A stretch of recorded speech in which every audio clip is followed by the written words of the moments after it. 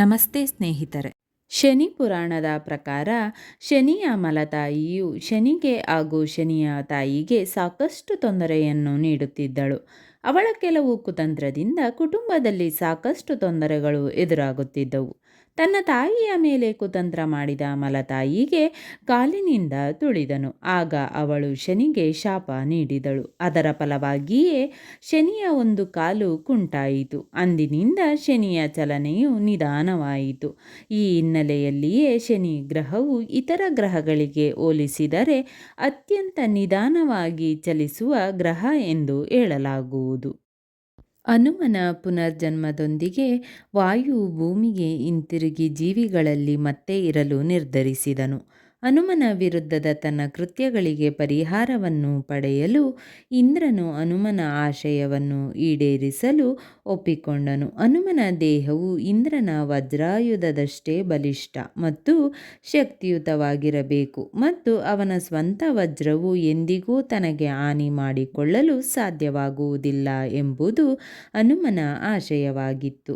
ಇಂದ್ರನ ಹೊರತಾಗಿ ಇತರ ಹಲವಾರು ದೇವರುಗಳು ಹನುಮಂತನಿಗೆ ವಿಶೇಷ ಶುಭಾಶಯಗಳನ್ನು ಕೋರಿದರು. ಈ ಕೆಲವು ಆಶಯಗಳಲ್ಲಿ ಅಗ್ನಿಯು ಅವನಿಗೆ ಹಾನಿ ಮಾಡಲು ಅಸಮರ್ಥತೆಯನ್ನು ಒಳಗೊಂಡಿತು. ಇದನ್ನು ಅಗ್ನಿದೇವ ದಯಪಾಲಿಸಿದನು. ವಾಯು ಸ್ವತಃ ಹನುಮಂತನಿಗೆ ಗಾಳಿಯಂತೆ ವೇಗವಾಗಿ ಮತ್ತು ಗಾಳಿಯ ಯಾವುದೇ ಹಾನಿಯಿಂದ ನಿರೋಧಕನಾಗುವ ಸಾಮರ್ಥ್ಯವನ್ನು ನೀಡಿದನು. ಮತ್ತೊಂದೆಡೆ ಬ್ರಹ್ಮದೇವರು ಹನುಮಂತನಿಗೆ ಯಾವುದೇ ಸ್ಥಳಕ್ಕೆ ಹೋಗಲು ಶಕ್ತಿಯನ್ನು ನೀಡಿದರು. ಅಲ್ಲಿ ಅವರು ತಡೆಯಲಾಗದು ಮತ್ತು ವಿಷ್ಣುದೇವರು ಅವನಿಗೆ ಗದಾ ಎಂಬ ವಿಶೇಷ ಆಯುಧವನ್ನು ದಯಪಾಲಿಸಿದರು. ಹನುಮಂತನಿಗೆ ನೀಡಲಾದ ಎಲ್ಲ ಆಸೆಗಳು ಮತ್ತು ಶಕ್ತಿಗಳು ಅವನನ್ನು ಹೋಲಿಸಲಾಗದ ಸಾಮರ್ಥ್ಯಗಳು ಮತ್ತು ಬಲದಿಂದ ಅಮರನಾಗಿ ಮಾಡಿದವು. ಹನುಮಂತನಿಗೆ ತಾನು ಮಾಡಿದ್ದೆಲ್ಲದಕ್ಕೂ ಕೃತಜ್ಞತೆ ಸಲ್ಲಿಸಲು ರಾಮನು ಅವನಿಗೆ ಒಂದು ಉಡುಗೊರೆಯನ್ನು ನೀಡಿ ಆಶೀರ್ವದಿಸಿದನು. ಆದರೆ ಹನುಮಂತನು ಆ ಉಡುಗೊರೆಯನ್ನು ಎಸೆದನು. ರಾಮನು ಯಾವಾಗಲೂ ತನ್ನ ಹೃದಯದಲ್ಲಿ ಇರುತ್ತಾನೆ ಮತ್ತು ಅವನನ್ನು ಸ್ಮರಿಸಲು ಯಾವುದೇ ಉಡುಗೊರೆಯ ಅಗತ್ಯವಿಲ್ಲ ಎಂದು ಹೇಳಿದನು. ಇದರಿಂದ ಸಂದೇಹಗೊಂಡ ರಾಮನ ಆಸ್ಥಾನದ ಕೆಲವು ಅಧಿಕಾರಿಗಳು ಅದನ್ನು ಸಾಬೀತುಪಡಿಸಲು ಕೇಳಿದರು. ಇದರಿಂದ ವಿಚಲಿತನಾಗದ ಹನುಮಂತನು ತನ್ನ ಎದೆಯನ್ನು ಅರಿದು ತನ್ನ ಹೃದಯದ ಮೇಲೆ ರಾಮ ಮತ್ತು ಸೀತೆಯ ಚಿತ್ರವನ್ನು ತೋರಿಸಿದನು. ಇದರಿಂದ ನಿಜವಾಗಿಯೂ ಪ್ರಭಾವಿತನಾದ ರಾಮನು ಹನುಮಂತನನ್ನು ಗುಣಪಡಿಸಿದ್ದಲ್ಲದೆ ಅವನಿಗೆ ಅಮರತ್ವವನ್ನು ಸಹ ದಯಪಾಲಿಸಿದನು. ಆದಾಗ್ಯೂ ಹನುಮಂತನು ಮತ್ತೆ ಅಮರತ್ವದ ಉಡುಗೊರೆಯನ್ನು ನಿರಾಕರಿಸಿದನು ಮತ್ತು ರಾಮನ ಪಾದಗಳಲ್ಲಿ ಒಂದು ಸ್ಥಳವನ್ನು ಕೇಳಿದನು. ಅಲ್ಲಿಂದ ಅವನನ್ನು ಪೂಜಿಸಬಹುದು. ರಾಮನು ಹನುಮಂತನಿಗೆ ಒಂದು ಸ್ಥಳವನ್ನು ನೀಡಿದ್ದಲ್ಲದೆ ಅವನಿಗೆ ಅಮರತ್ವವನ್ನು ಅನುಗ್ರಹಿಸಿದನು. ಹನುಮಂತನಿಗೆ ಮಂಗನ ಮುಖ ಹೇಗೆ ಬಂತು? ಇದರ ಹಿಂದೆ ಒಂದು ಕಥೆಯಿದೆ. ಬಾಲ್ಯದಲ್ಲಿ ಅಂಜನಾ ಒಮ್ಮೆ ಕಮಲದ ಭಂಗಿಯಲ್ಲಿ ಧ್ಯಾನ ಮಾಡುತ್ತಿರುವುದನ್ನು ನೋಡಿದ ಕೋತಿಯನ್ನು ನೋಡಿ ನಕ್ಕಳು. ಅದು ಆಳವಾದ ಧ್ಯಾನದಲ್ಲಿರುವ ಋಷಿ ಎಂದು ಅರಿತುಕೊಳ್ಳಲಿಲ್ಲ. ಅವಳ ನಗೆ ಋಷಿಯನ್ನು ತೊಂದರೆಗೊಳಿಸಿತು. ಅವರು ಕೋಪಗೊಂಡರು ಮತ್ತು ಅವಳು ಯಾರನ್ನಾದರೂ ಪ್ರೀತಿಸಿದಾಗ ಅವಳ ಮುಖವು ಕೋತಿಯ ಮುಖವಾಗಿ ಬದಲಾಗುತ್ತದೆ ಎಂದು ಶಪಿಸಿದರು. ಅವಳು ಕ್ಷಮೆ ಯಾಚಿಸುತ್ತಿದ್ದರೂ ಋಷಿಗೆ ಶಾಪವನ್ನು ಹಿಂತಿರುಗಿಸಲು ಸಾಧ್ಯವಾಗಲಿಲ್ಲ. ಆದರೆ ಅವಳು ಶಿವನ ಅವತಾರಕ್ಕೆ ಜನ್ಮ ನೀಡಿದರೆ ಅದು ಅವಳ ಮಗುವಿಗೆ ವರ್ಗಾಯಿಸುತ್ತದೆ ಎಂದು ಅವನು ಅವಳಿಗೆ ಹೇಳಿದಳು. ವರ್ಷಗಳ ನಂತರ ಅಂಜನಾ ಹೂವುಗಳನ್ನು ಆರಿಸುವ ಕಾಡಿನಲ್ಲಿದ್ದಾಗ ಅವಳು ನಿಜವಾಗಿಯೂ ಕೋತಿಗಳ ರಾಜ ಮತ್ತು ಶಿವನ ಆಶೀರ್ವಾದ ಪಡೆದ ಸೇವಕನಾಗಿದ್ದ ವ್ಯಕ್ತಿಯನ್ನು ಪ್ರೀತಿಸುತ್ತಿದ್ದಳು. ಅವಳು ಅವನ ಪ್ರಸ್ತಾಪವನ್ನು ಒಪ್ಪಿಕೊಂಡಳು ಮತ್ತು ಅವನನ್ನು ಮದುವೆಯಾದಳು ಮತ್ತು ಅಂತಿಮವಾಗಿ ಶಿವನಲ್ಲಿ ಮಗುವನ್ನು ಆಶೀರ್ವದಿಸಿ ಶಾಪವನ್ನು ತೆಗೆದುಹಾಕುವಂತೆ ಪ್ರಾರ್ಥಿಸಿದಳು.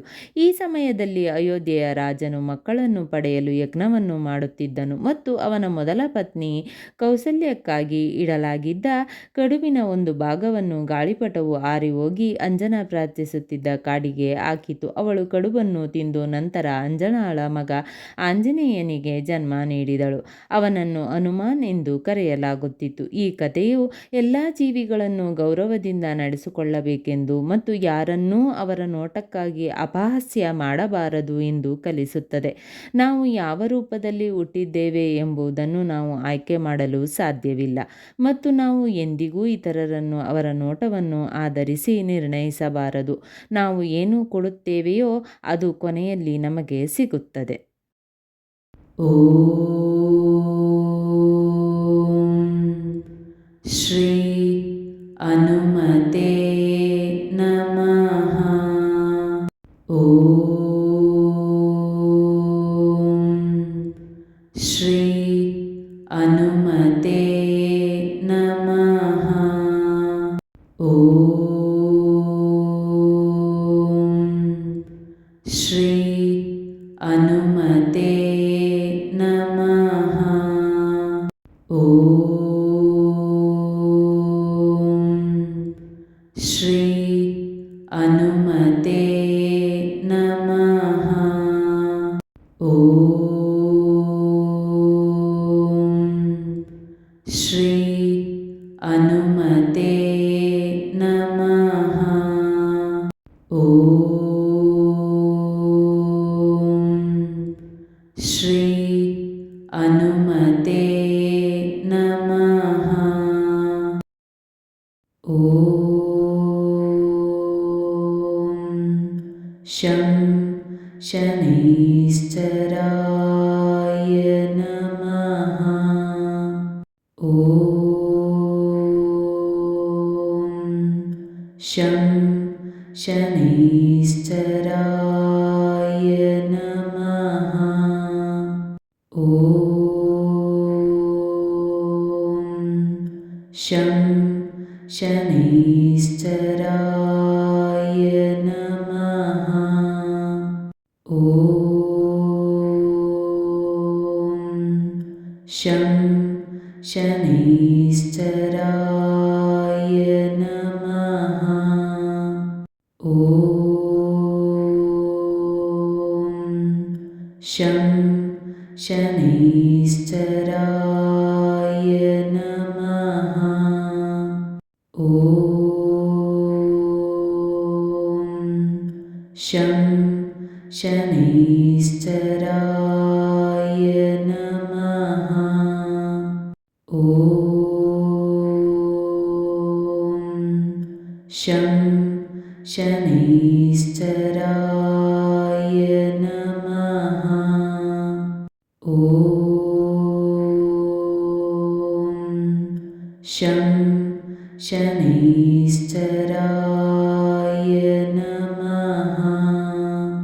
ಸ್ನೇಹಿತರೆ, ಈ ವಿಡಿಯೋ ಇಷ್ಟವಾದಲ್ಲಿ ಲೈಕ್, ಶೇರ್ ಆ್ಯಂಡ್ ಕಾಮೆಂಟ್ ಮಾಡಿ. ಮುಂದಿನ ವಿಡಿಯೋಸ್ಗಳಿಗಾಗಿ ಚಾನಲ್ ಅನ್ನು ಸಬ್ಸ್ಕ್ರೈಬ್ ಮಾಡಿ. ಧನ್ಯವಾದಗಳು.